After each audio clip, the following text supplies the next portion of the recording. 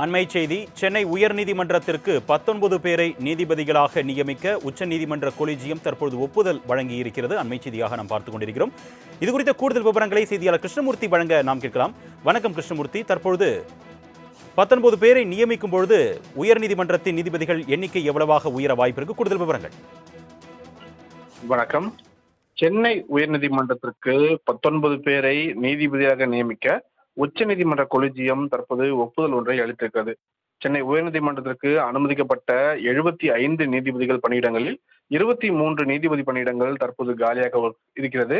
இந்த காலி பணியிடங்களை நிரப்பும் வகையில் கடந்த 2025ஆம் ஆண்டு மாவட்ட நீதிமன்ற நீதிபதிகள் அந்தஸ்து இருக்கக்கூடிய சென்னை உயர்நீதிமன்ற தலைமை பதிவாளர் எஸ் அல்லி மற்றும் மாவட்ட நீதிபதிகள் முருகன், சுமதி, திருமகள் சந்திரசேகர், தர்மலிங்கம் லிங்கேஸ்வரன், கார்த்திகேயன், பாலதண்டாயுதம், சண்முக கார்த்திகேயன், பாலுசாமி, முருகேசன், குணசேகரன் ஆகிய 9 பேரின் பெயர்கள் பரிந்துரைக்கப்பட்டிருந்தது.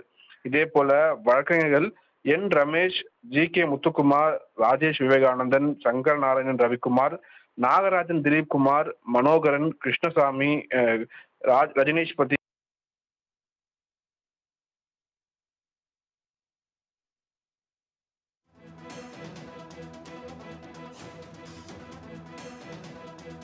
கூடுதல் விவரங்களுக்கு நன்றி கிருஷ்ணமூர்த்தி.